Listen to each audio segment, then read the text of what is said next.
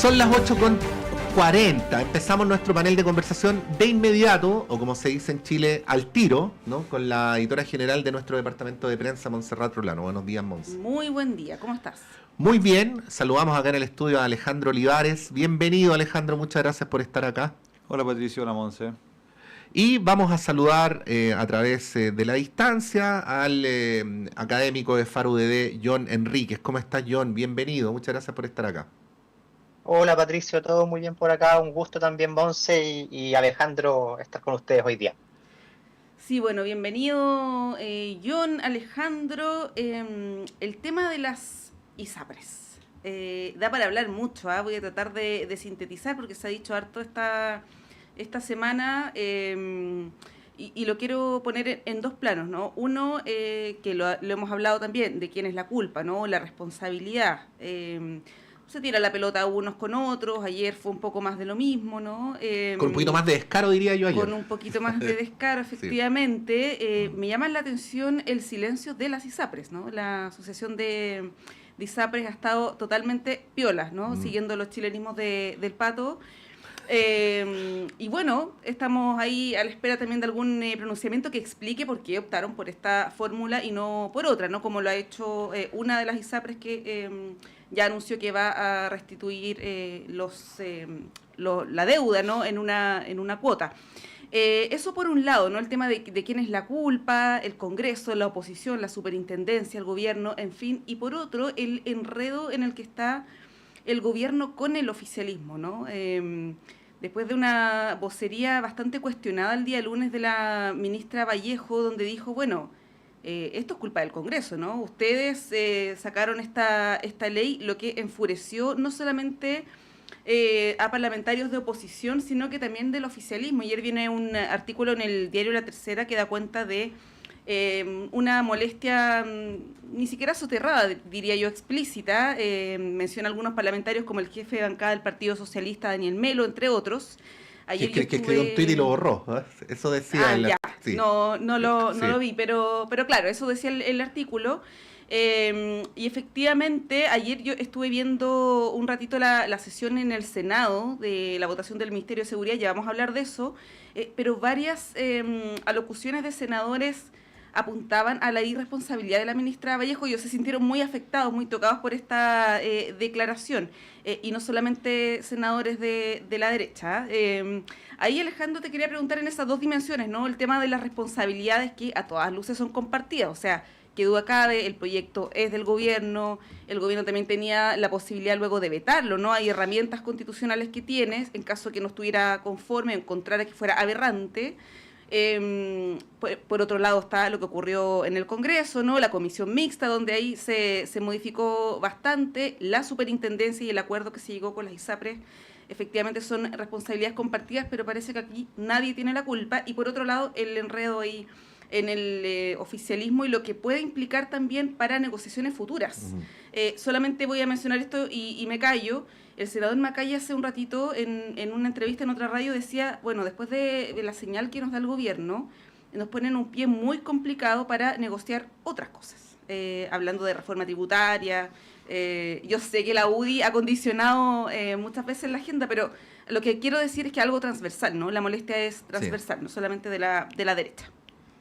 Siguiendo con los chilenismos, no hay que poner las cosas en bandeja. Y lo que hizo el gobierno, lo que hizo la vocera, al acusar al Congreso de una mala ley, es poner la cabeza en bandeja, para que se utilice como excusa para interrumpir diálogo, para acusar que están ofendidos, algunos legítimamente. Yo creo que desde el oficialismo los senadores y diputados oficialistas están genuinamente molestos con el comentario, y otros muy oportunistas como Macaya o algunos otros colocando esto como una excusa para romper diálogo. Y ahí yo creo que fue algo que no fue del todo oportuno la vocería en esos términos, porque efectivamente la responsabilidad de una ley, la responsabilidad de que salga una ley así, en última instancia, es súper duro, pero en última instancia es del Ejecutivo.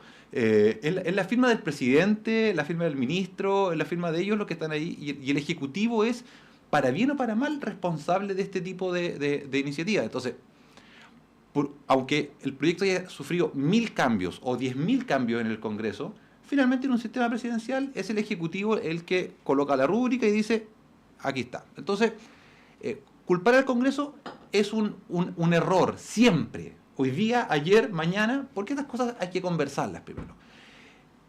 Sobre el otro tema, ¿de quién fue el error? O sea, es súper compartido, pero lamentablemente parte importante de esta responsabilidad la tiene el Ejecutivo. El Ejecutivo está encargado de que este tipo de cosas no ocurran, de prever y anticipar este tipo de escenarios. Pero a ver, Alejandro, voy a... Pucha, no me gusta el rol porque uno no está para defender gobiernos, pero déjame contradecirte. A ver Pero sí estamos para debatir, así que... Sí, así que no, pero mira, cuando un gobierno es minoría en el Parlamento, seguramente el 99,9% de las leyes no son las que el gobierno impulsaría, ¿no? De acuerdo. Hace lo que puede, no lo que quiere. Y este gobierno, en este tema, parece que hizo lo que pudo y no lo que quería. O sea, la negociación llegó hasta ahí, era para lo que alcanzaba, era para lo que estaban los votos, instruyó a sus parlamentarios que votaron a favor, se aprobó, ¿no? Que eso sea así no quiere decir que es lo que el gobierno hubiera querido que se hiciera. Entonces, te lo pregunto de vuelta porque entiendo el punto de que hay que evitar criticar al Parlamento porque después hay que ir a pedirle los votos, ¿no? Pero el relato cronológico de la ministra es cierto, po. O sea, lo que presentó el gobierno no tenía 13 años de plazo. Completamente de acuerdo. Y los que querían 13 años de plazo eran Macaya, Chaguán. Completamente de acuerdo. Efectivamente es así. Pero, nuevamente, el gobierno tenía herramientas para vetar, para modificar cambios. Yo me pierdo en el relato. ¿En qué momento el gobierno inició el proyecto? ¿Con mucho tiempo como para tener espacio para negociar? ¿O lo hizo cuando ya no le quedó más margen de hacerlo? Que también juega en el escenario. Si tú me presentas a mí un proyecto que me estás obligando por el tiempo a que salga rápido, obviamente yo voy a subir el costo de esa negociación lo más que pueda, para tratar de hacerte caer en la, comillas, trampa, volvemos al chilenismo, pisar el palito, que tenga que responder a iniciativas que yo quiero. Entonces, siendo cierto todo lo que tú dices, completamente de acuerdo, también hay una responsabilidad del Ejecutivo en no llegar a tiempo con un proyecto, no tomar todas las iniciativas que corresponden para pensar en los plazos y en los demás. Y eso es porque en realidad el gobierno estaba en una etapa muy inicial, no sé, tenía otro tipo de cosas que hoy día uno esperaría que no sigan cometiendo ese tipo de errores. John, ¿cómo ves tú esta discusión en esas dos dimensiones que planteábamos y también lo que decía Pato, ¿no? Esto de ser minoría y bueno, hacer lo que se puede, ¿no? Yo creo que, y compartiendo buena parte de lo que plantea Alejandro, creo que aquí hay un problema, pero que es más sintomático de la política en general, y en este caso en particular se evidencia de forma muy, muy clara en un problema antes, durante y después. ¿Por qué digo antes? Porque hay que entender un poco el contexto, hay que recordar el contexto de por qué se está legislando la ley corta de ISAPRES. Esto surge como una reacción. De partida ya es problemático de que estemos legislando para solucionar problemas de forma reaccionaria y no proactiva. Surge como reacción a un problema que en parte motivó la Corte Suprema por la aprobación del famoso fallo que fue muy controvertido, que de alguna u otra manera hizo que el Congreso, que el Poder Ejecutivo y el Poder Legislativo tuviese que tomar una definición, porque si es que no la tomaba, estaba en riesgo la estabilidad del sistema y justamente la viabilidad del sistema con todos los efectos que eso tenía, no solo para las ISAPRES, que lo realmente importante es el beneficio o el bienestar de los pacientes finales, pero había un problema sistémico que iba a afectar a los prestadores, iba a afectar a los afiliados a la ISAPRE, iba a afectar también a las personas que hoy día están en FONASA y iba a generar una presión importante en ese sentido. Entonces, primera noticia, la política llegó tarde y llegó mal. No es una buena noticia que se postergue tanto la definición de un tema tan relevante. En el durante también deja mucho que desear el comportamiento de la política, porque si bien fue responsable en el llegar a un acuerdo, que estaba contra el tiempo, que fue de idas y vueltas, y aquí Alejandro lo decía muy bien, llegaron a destiempo, no fue una decisión específicamente técnica, hubo problemas durante la tramitación de la ley corta de ISAPRE. O sea, hoy día yo escuchaba a un senador diciendo que él confió que los senadores que habían sido designados por su bancada iban a actuar de forma técnica y tratando de justificarse. No, aquí cuando uno vota un proyecto de ley en la Cámara o en el Senado, tiene que leerse el proyecto de ley, no pueden simplemente confiar en lo que un representante de su sector político le dice si está bien o está mal orientado el proyecto. Está bien que los parlamentarios no sean especialistas en todas las materias, está bien que para ciertas materias se apoyen en expertos externos, está bien que existan comisiones que apoyen, en este caso hubo una comisión que apoyó la tramitación de esta reforma, pero lo que es impresentable, y aquí vamos a la etapa del después, es que se desentiendan de lo que votaron, se excusen señalando que esto son materias especialmente técnicas, y que delegan la responsabilidad de la conducción política de las votaciones en otras personas. Y aquí, si alguien tiene más responsabilidad o menos, yo creo que el Congreso tiene responsabilidad importante, pero creo que en particular tienen responsabilidad el Ejecutivo por dos razones.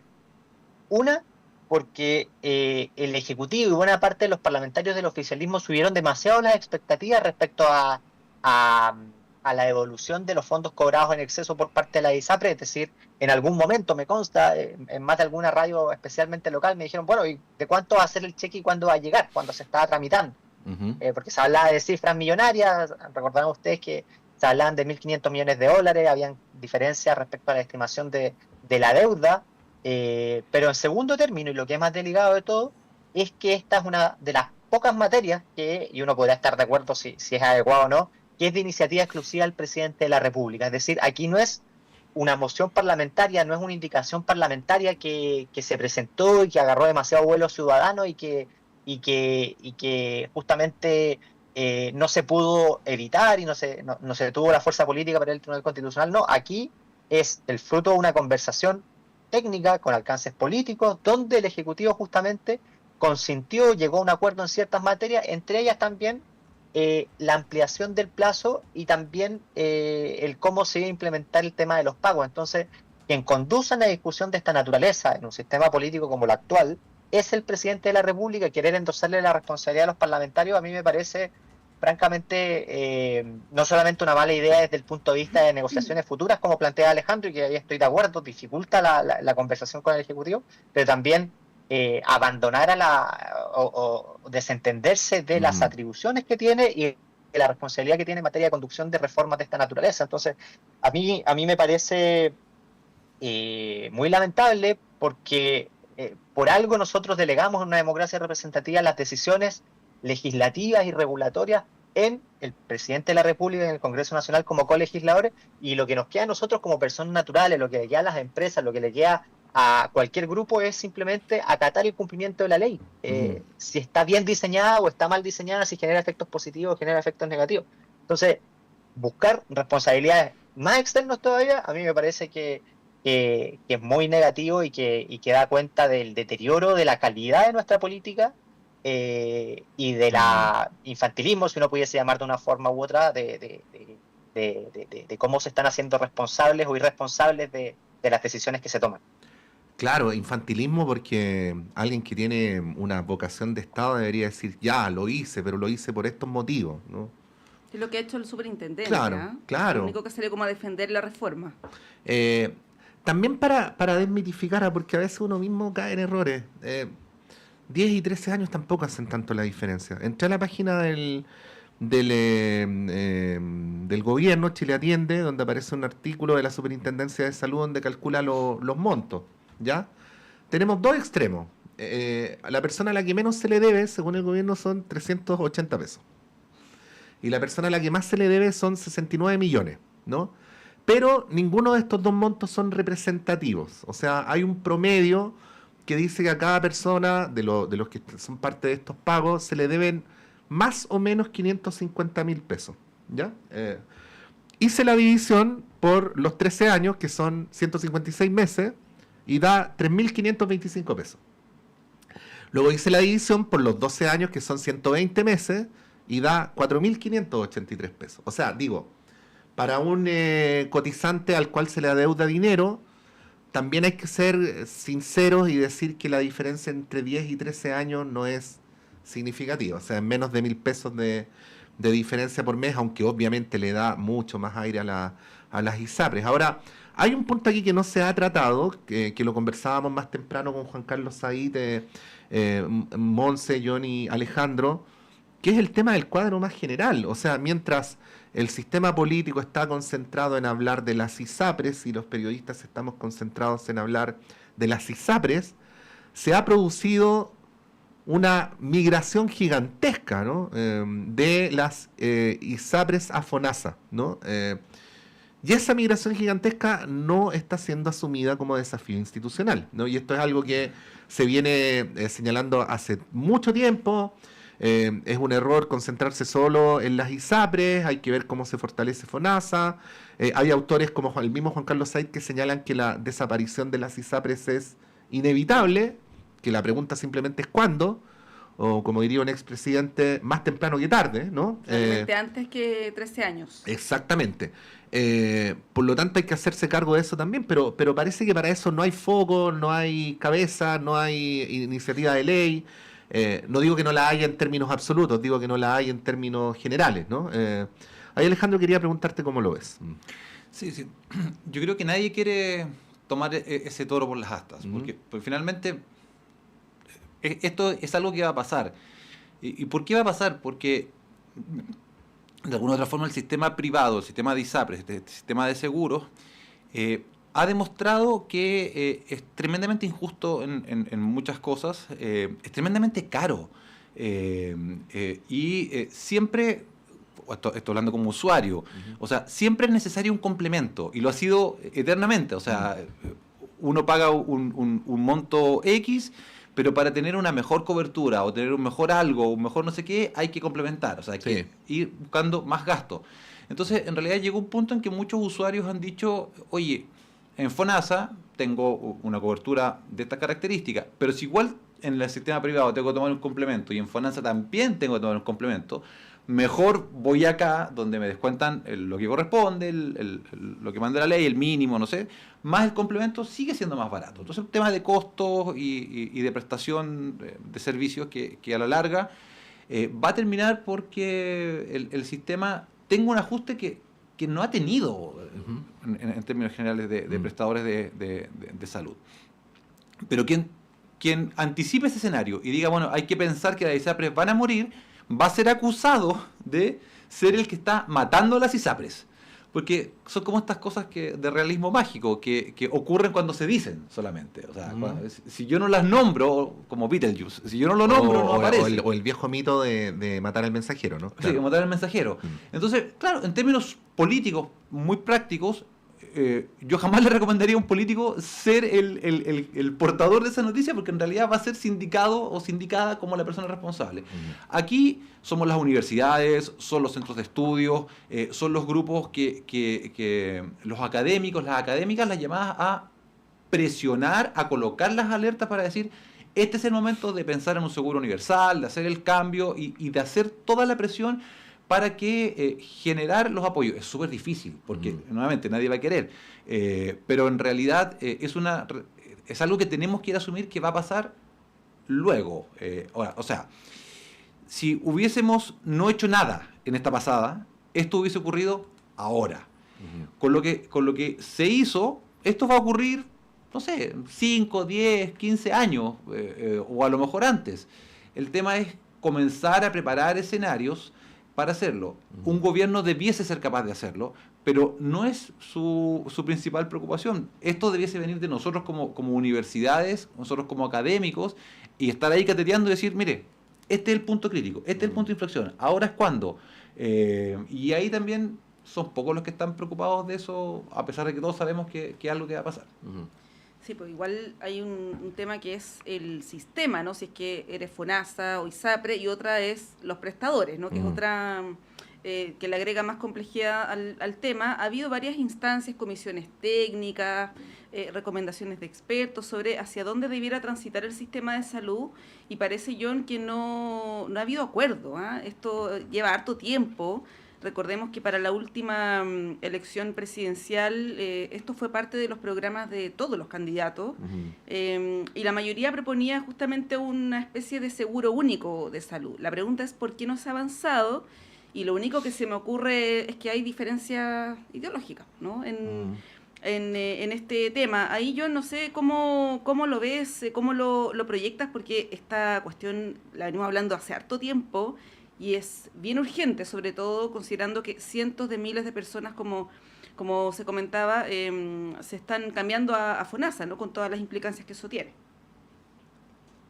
Sí, a ver, efectivamente hay una diferencia ideológica importante entre los distintos sectores políticos respecto a cómo se debiese regular la provisión de derechos sociales, que probablemente tuvo su punto más evidente cuando se votaba la propuesta de la Convención Constitucional. Habían dos modelos de sociedad que parecían ser completamente distintos y que parecían conversar poco entre sí.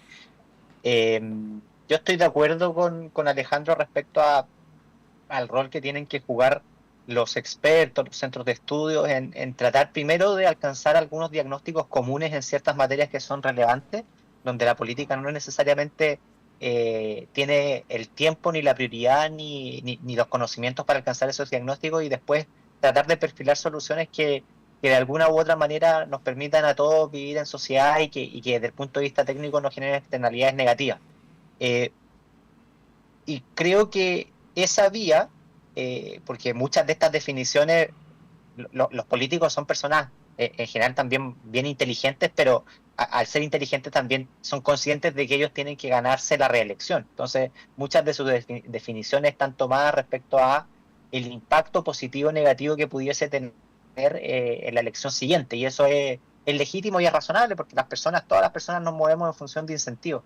El tema es cómo lograr bajarle el costo de oportunidad a los políticos para que tomen muchas veces decisiones que puedan ser consideradas como impopulares. Más allá del tema de ISAPRES, por ejemplo, pongo el caso aumento de la edad de jubilación. Hay un consenso técnico, yo creería que absoluto, que con sistema de capitalización individual puro y duro, con sistema de reparto o con uno mixto, la edad actual de jubilación de hombres y mujeres es muy baja en Chile y que hay que modificar los parámetros y ajustarlos a las expectativas de vida que tienen las personas. Pero eso, desde luego, en la política muy difícilmente vaya a aprobarse una reforma en tal sentido, porque probablemente quien vota a favor de una reforma en tal sentido hipoteque su reelección. Entonces hay que pensar de qué forma se les puede bajar el costo a la política para efectos de tomar decisiones que puedan ser consideradas impopulares por la ciudadanía, pero que son indispensables de tomar. Yo creo que aquí falta mucha discusión. Espero, y lamentablemente creo que me voy a equivocar, y que entiendo que vamos a hablar del sistema político posteriormente, la reforma del sistema político. Espero que dejemos un poco la cultura de las leyes cortas, las leyes parche, y empezar a llamar las leyes parche y no leyes cortas, y empecemos a pensar en políticas de Estado más de mediano y largo plazo, con algunos consensos mínimos respecto al rol que tiene que jugar el sector privado como primer llamado a proveer los bienes y servicios, al rol que tiene que jugar el Estado, que en mi caso en particular yo creo que es el que debe fijar las reglas del juego y fiscalizar el cumplimiento de las reglas del juego. Hay muchas leyes hoy día en Chile que existen, pero que no se fiscalizan y no se cumplen, y que la verdad eso es mucho peor, porque es letra muerta, y para quienes quieren cumplir la normativa lo único que genera son desincentivos a desarrollar actividades económicas. Y en función de eso, volver a subir a los expertos a la mesa y ser deferentes con la posición que ellos tengan, y ojalá que la política pueda administrar justamente esas desavenencias y implementar las reformas a tiempo y avanzar en ese sentido. Sí, pues bueno, así como se le llaman leyes cortas a leyes parches, se le llama reforma a cosas que no son reformas, esa es típica, ¿no? No sé, pues nosotros como periodistas hablamos todo el año de reforma, y en realidad reforma a veces tienen re poco de reformas. Pero bueno, vamos a conversar a propósito de reformas sobre el avance del proyecto de ley del Ministerio de Seguridad Pública, que tiene hartas aristas que exceden al mismo ministerio, sobre las cuales podemos conversar. ¿Ah? Esa es una reforma. Para mí es una reforma, porque no solamente crea un ministerio, sino que modifica sustantivamente el Ministerio del Interior. Y ahí quería ir, ¿no? Vamos y volvemos.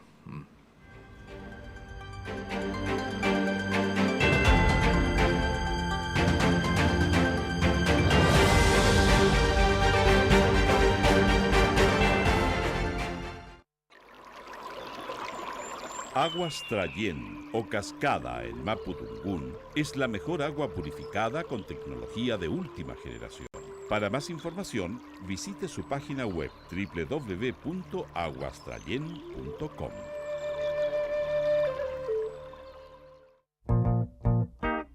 Todos los sábados a las 21 horas, Alberto Mayol, Omar Sarraz, Patricio López y Antonella Esteves se reúnen para revivir la tradición de una amable conversación entre amigos alrededor de un libro y para discutir sobre literatura y la vida misma. Radio Universidad de Chile te invita a ser parte de esta República de las Letras y compartir la pasión subjetiva y personal de cualquiera que ame los libros. Te esperamos cada sábado a las 21 horas en la República de las Letras, un clásico de Radio Universidad de Chile. Radio Universidad de Chile y la Facultad de Arquitectura y Urbanismo de la Universidad de Chile los invita a escuchar el programa Pensar Habitar. Soy el profesor Max Aguirre González de la Facultad de Arquitectura y Urbanismo de la Universidad de Chile. Quiero invitarles a oír todos los viernes a las 11 de la mañana el programa Pensar Habitar. Un espacio de opinión, entrevistas y destacados invitados. Pensar Habitar es patrocinado por la Facultad de Arquitectura y Urbanismo de la Universidad de Chile. Todos los viernes a las 11 horas en la radio que piensa.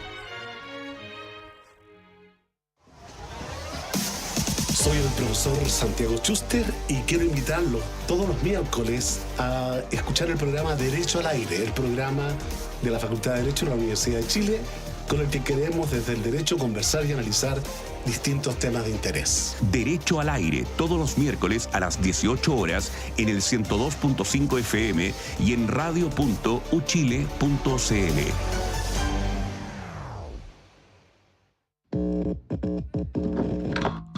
Sala Máster de Radio Universidad de Chile presenta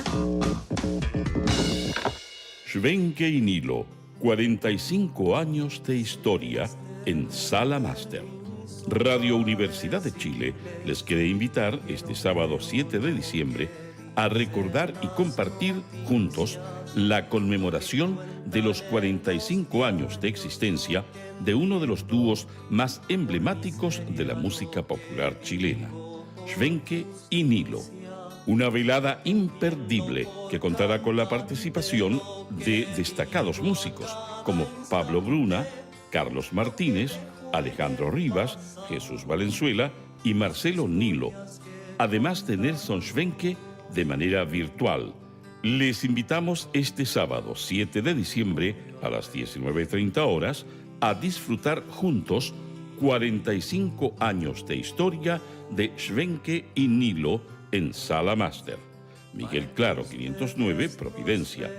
Entradas disponibles en portaltickets.cl y más información en www.salamaster.cl.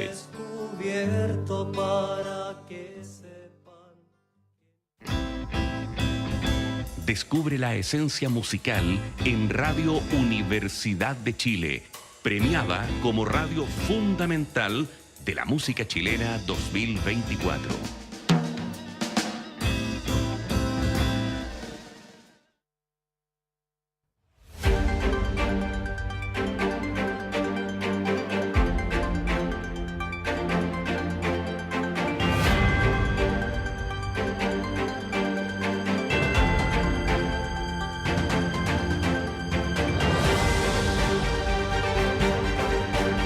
Son las 9:08, continuamos en Radio Análisis en esta mañana de día miércoles, junto con Montserrat Rolano, John Enríquez y Alejandro Olivares.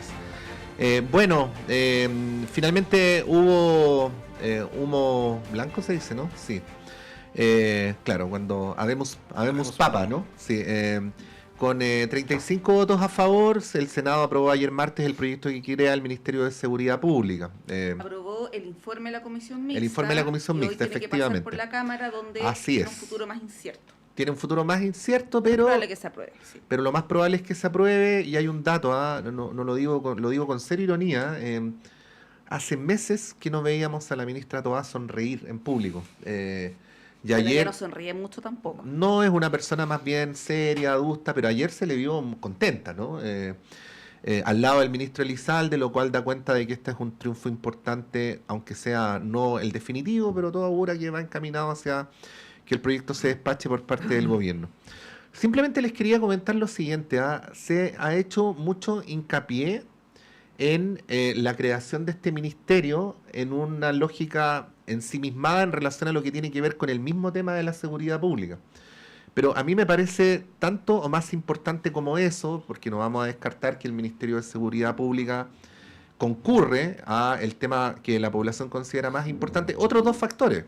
El primero, que en un país con la historia reciente que tiene, me parece que es bien relevante el hecho de que por primera vez las policías dejen de depender del Ministerio del Interior, no pasan a depender del Ministerio de Seguridad Pública. Pero por el otro lado también erradica del Ministerio del Interior todo lo que tiene que ver con la seguridad pública, lo cual ha hecho que en la práctica, desde hace años, el ministro o ministra del Interior hayan perdido el rol o el estatus histórico que antes tenían como el primus inter pares o jefe de gabinete, a pasar a ser en la práctica el jefe de las policías, ¿no? O sea, porque si uno, por ejemplo, hiciera un análisis de prensa, estos análisis que se hacían antes de recortes, ¿no? Por cada línea que aparece de la ministra Toá, en cuántas habla de seguridad y en cuántas habla de política, yo creo que no cabe duda que habla más de seguridad que de política. Entonces, ese ministro del Interior al estilo Enrique Kraus, al estilo, qué sé yo, Carlos Figueroa, José Miguel Insulza, no es el ministro o ministra del Interior que hemos visto en los últimos años. Entonces, se los quería sugerir en esa perspectiva más general, el modo en que reacomoda, ¿no?, las instituciones bien centrales de la República, además, la creación de un ministerio como este. John. A ver, sí, son modificaciones relevantes, la verdad. Sí. Uno tiende a pensar de que pueden ser modificaciones relativamente cosméticas, y cuando uno revisa con doble clic el proyecto de ley, uno se encuentra justamente con lo que planteas tú, Pato. O sea, cambios importantes en materia orgánicos, también en materia de atribuciones, y justamente este desafío de separar la conducción política de la conducción de la seguridad interna. Y por lo mismo, dado que son cambios relevantes y dado el quórum con que se aprobó en el Senado, 35 votos sobre 50, es un quórum bastante relevante, seguramente hay senadores que no asistieron, yo creo que es una buena noticia, especialmente en el contexto actual, donde a los gobiernos les cuesta aprobar sus proyectos de ley y donde al mismo tiempo la ciudadanía espera que la política tome definiciones relevantes en materia de seguridad.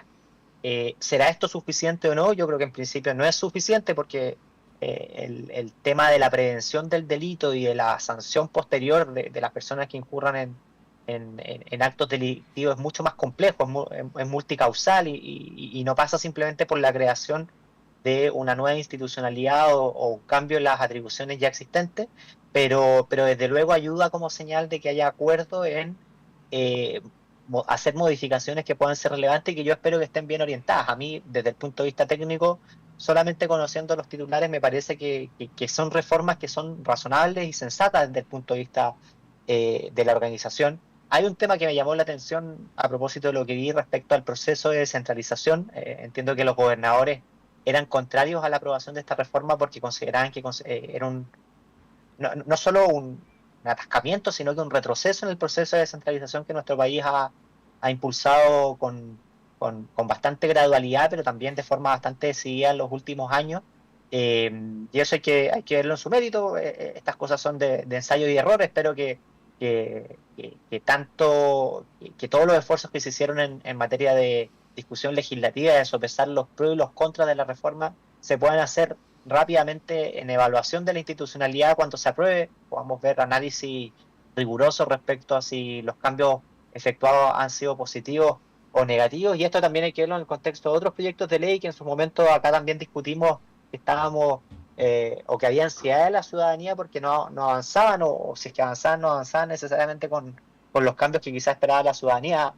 Entiendo que se vienen cambios a la ley, se va a aprobar una ley antiterrorista, sin perjuicio que la diputada Plasencia del Partido Comunista iría al Tribunal Constitucional porque estaría cuestionando algunos de los preceptos allí contenidos. Entonces, me parece interesante y valioso como respuesta al sistema político que se esté reaccionando más allá de si es 100% eficaz o no, en una materia que es tan sensible para la ciudadanía hoy como es el tema de la seguridad. Sí, siempre es deseable que los proyectos avancen, ¿no? Este fast track de seguridad, que no ha sido muy fast, la verdad, ha avanzado poco, pero estos dos proyectos son muy importantes, ¿no? A ver si alcanzamos a hablar algo de la ley antiterrorista y el tema de la interceptación telefónica, que es lo que ha sido cuestionado por el Partido Comunista, pero respecto del Ministerio de Seguridad, Alejandro, además de lo que plantea Pato, hay dos elementos que me gustaría preguntarte. Uno, que se esgrimió ayer en la discusión en el Senado, que es sobre la cantidad de ministerios. Esto de estar creando constantemente ministerios. El senador Kast, por ejemplo, Felipe Kast, dijo que él de 24 ministerios en realidad tendría 14. Y yo creo que es una discusión legítima, ¿no? Más allá de que hay quienes planteen que el Estado debiera ser más pequeño, en fin, pero hay ministerios que efectivamente uno dice quizás no debieran existir, debieran ser subsecretarías, ¿no? El tema es cuáles, porque si es a lo Milei, claro. No, sí, efectivamente. Y por otro lado, pero sabemos que el Ministerio de Seguridad es necesario, creo que hay un consenso, ¿no? Y por otro lado, el tema de este cambio institucional y las repercusiones que va a generar respecto de la figura de los gobernadores regionales, los delegados presidenciales y los seremis, que van a ser los que van a estar a cargo de la seguridad en las regiones. Los delegados van a ser una suerte de coordinadores de los seremis y los gobernadores no van a tener ninguna atribución en el tema. Entonces ahí uno dice, bueno, ¿para qué están los delegados? ¿O para qué están los gobernadores? No, además el gobierno que comprometió la eliminación de los delegados presidenciales. Además, claro. Entonces ahora los refuerza en vez de eliminarlos. Ahí hay una legítima inquietud o molestia de los gobernadores, es decir, bueno, ¿qué hacemos con los delegados? Y el tema de las atribuciones respecto a la seguridad, algo que se está demandando hace mucho tiempo, y se va a delegar en los seremis, cosa que no sé si parece lo más lógico. Alejandro, ¿cómo lo ves? A ver, partamos por tu primera interrogante, que me llega muy personalmente porque son de los temas que yo estudio, gabinetes, ministros, funcionamiento institucional. Primero, no hay un óptimo del número de ministerios. O sea, uno en la experiencia comparada pasa de poquitos ministerios a muchos ministerios y funcionan bien, mal. Hay sistemas parlamentarios, de hecho tienen, por ejemplo, la posibilidad de nombrar ministros sin ministerio, con una estructura para que haga cosas, se le coloca un servicio a cargo, alguna cosa temporal, como para atender algún problema. Entonces, no hay un consenso académico respecto a la cantidad de ministerios que debiesen existir, ni cuáles debiesen ser. Hay países que no tienen Ministerio de Defensa, hay países que la seguridad está en el Ministerio del Interior, funciona de muchas formas muy distintas. Lo cierto es que la forma que sea debiese hacernos sentido a nosotros como sociedad. Y el número creciente de ministerios que estamos teniendo sirvió en algún momento para darle prioridad a temas emergentes. Creamos un ministerio para dar visibilidad a los temas de la mujer y hacernos cargo institucionalmente de una demanda muy sentida de la sociedad. Perfecto, ahora la seguridad. Pero eso implica que para que no crezca el Estado tan inorgánicamente, tenemos que hacernos cargo de algunas funciones que se pueden estar duplicando o que podrían estar mejor contenidas en una sola unidad. O sea, la pregunta es, hoy día, el Ministerio de Bienes Nacionales y el Ministerio de Vivienda, ¿no podrían tener una mejor coordinación si es un solo ministerio? No estoy diciendo que ese sea el camino, pero Estás poniendo como un ejemplo. Como un ejemplo. Claro. Y eso es súper válido hacerse esa pregunta, y nuevamente aquí hay un rol de nosotros como académicos para avanzar hacia ello. Esto considerando que no hay un número óptimo de ministerios, pero sí yo considero que estamos en un límite que ya queda poco margen como para seguir creando ministerios. No hay estructura física, no hay capacidad, y eso hay que pensarlo. Eso es como lo primero. Lo segundo es, esta es una reforma. O sea, esta es una reforma gigantesca, porque en realidad el crear este ministerio coloca a un super seremi, que es el seremi de este ministerio. Y este super seremi tiene más atribuciones, va a tener más funciones y va a tener más importancia relativa que el delegado presidencial, aun cuando el delegado va a ser el que lo coordine con no sé qué, pero en la práctica la responsabilidad administrativa, la responsabilidad de gestión es del CEREMI, que es el delegado del presidente, va a tener más funciones en algunas materias muy sentidas para la ciudadanía que el mismo delegado, o sea, que el mismo gobernador. Entonces, este paso tenemos que quizás parar un segundito y pensarlo bien en términos sistémicos. Verlo como un sistema. Este es el momento de pensar qué hacemos efectivamente con el delegado presidencial. ¿Es necesario? Si tenemos un super CEREMI, ¿es necesario que sea un CEREMI? O quizás el CEREMI ya es en sí mismo un delegado del presidente vía el ministro. Entonces, es súper complejo y cuestiona efectivamente la descentralización. Cuestiona efectivamente el rol de los gobernadores. Parece que a mí me parece evidente que los delegados presidenciales no son necesarios, pero los gobiernos centrales no quieren perder poder, po. Es que nadie quiere perder Sí, poder, pero este es el no, momento. no lo digo rasgando vestidura, es una realidad. una pulsión humana, ¿no? Sí.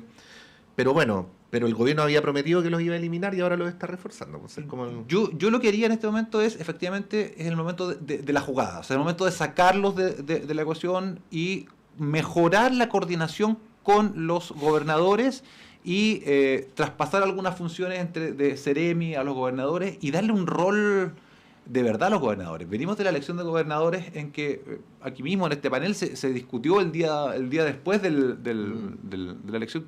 ¿Qué hacían los gobernadores en realidad? ¿Qué significa el triunfo de los gobernadores? ¿Y por qué no tenemos claridad?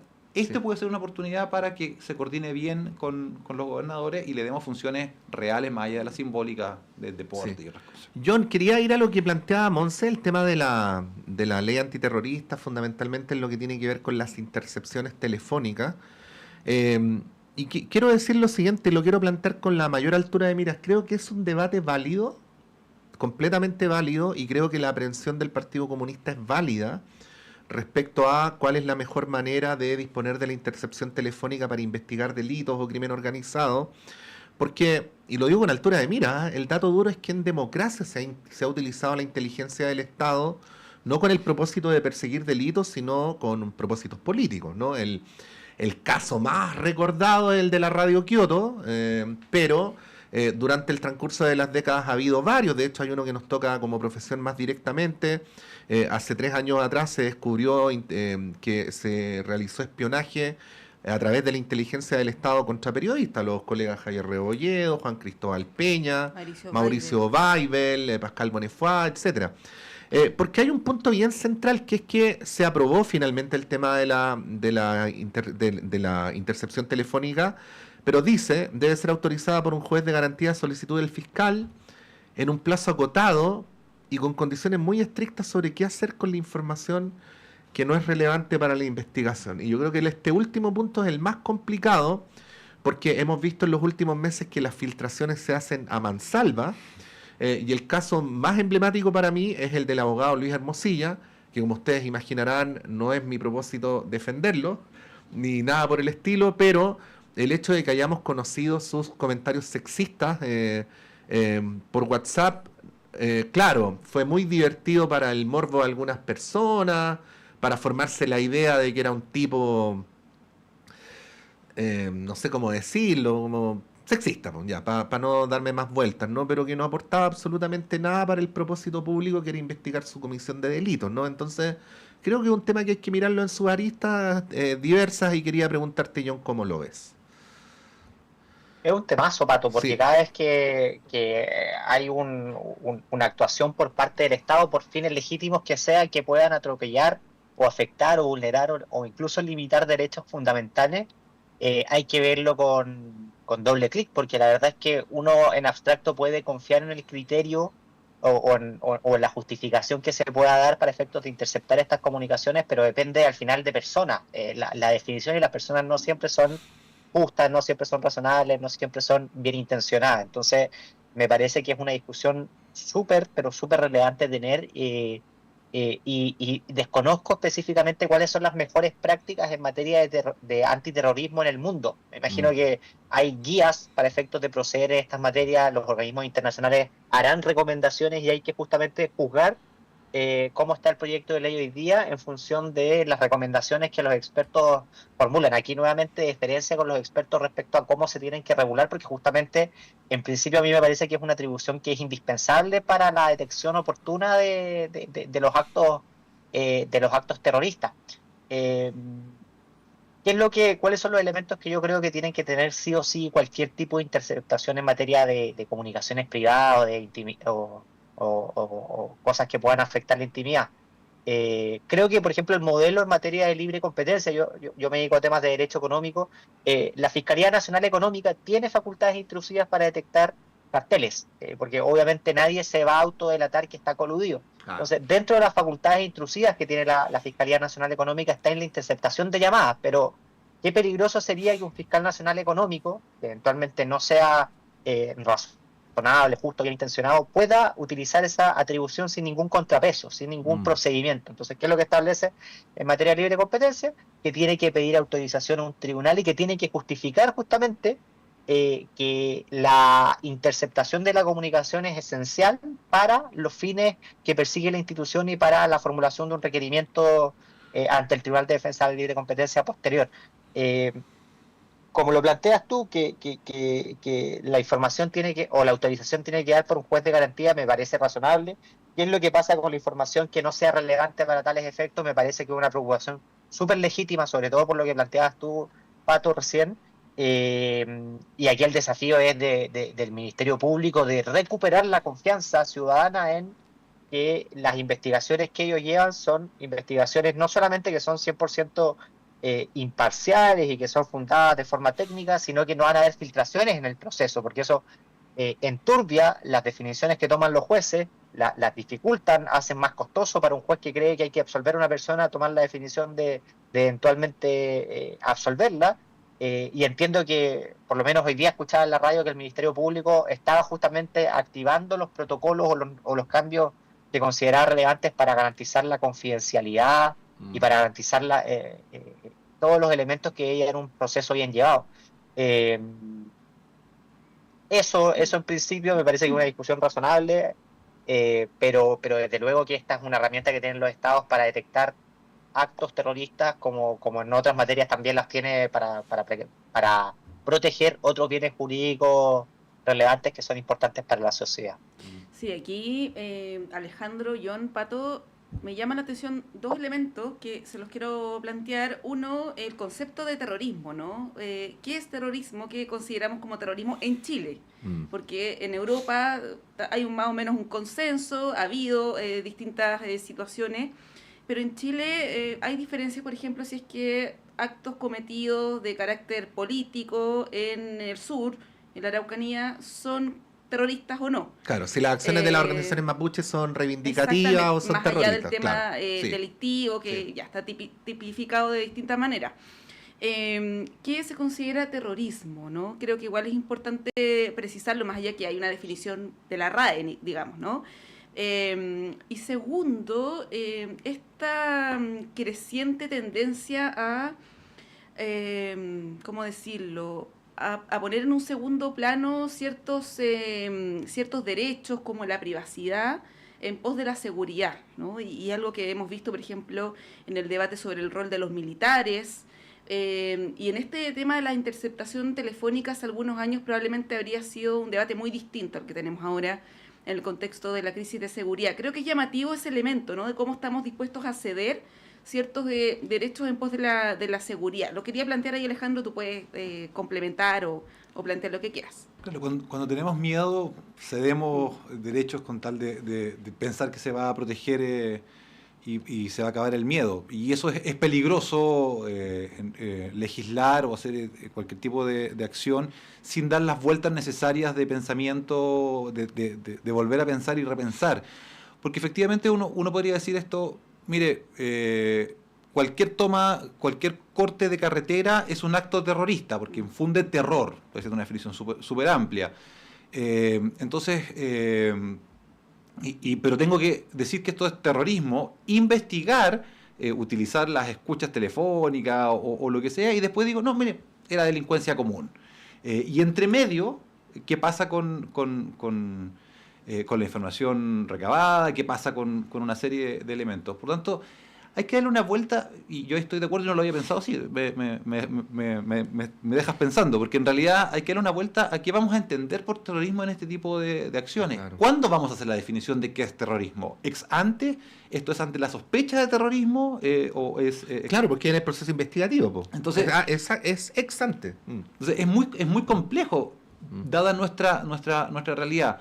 Y por lo tanto hay que darle un par de vueltas, y ahí yo creo que la acción que hace la diputada Plasencia es importante, porque nos va a tener discutiendo sobre cuándo es el momento para utilizar, quién debiese velar, quién custodia al custodio. Esta es la pregunta de los Sí. 90. Pero quién custodia al custodio en este tipo de cosas, y ahí como sistema político todavía hay que dar un par de vueltas para ver cuál es el mecanismo, mirar la experiencia internacional, ver el rol de los expertos, recuperar confianza en las instituciones, que también es un juego, Sí. un elemento importante del juego. Entonces, estamos en eso, creo. Sí, ahí yo estoy con Jonas. Siempre hay que partir del supuesto de que alguien puede usar mal las herramientas del Estado, que en principio son provistas con fines nobles, ¿no? A propósito de la pandemia apareció este debate, por ejemplo, en países que tenían una tecnología mucho mayor que la nuestra, se generaron mecanismos de seguimiento de los contagios, como por ejemplo georreferenciar a las personas que entraban por el aeropuerto, y había mecanismos que permitían identificar a todas las personas que habían estado alrededor de la persona contagiada durante el tránsito hacia su domicilio. O había países donde había drones, que salía alguien a la calle y aparecía el dron y le decía: a usted, señor, debe devolverse a su casa. Bueno, había artículos de la academia, de los especialistas en seguridad, que decían que esos mismos mecanismos que originalmente tenían el propósito noble de impedir los contagios e impedir que murieran gente, servían exactamente igual para perseguir disidencia política, ¿no? Entonces hay que tomárselo con calma. Sí, Con mucha calma. sí. Don John Enríquez, muchas gracias, que estés muy bien, que tengas un buen día. Muchas gracias a ustedes, un gusto como siempre, que tengan también un gran día y un buen cierre de semana. Alejandro Olivares, muchas gracias. Muchas gracias a ustedes por la invitación. Con Montserrat vamos a un breve alto, y a la vuelta está Claudio Medrano con ustedes.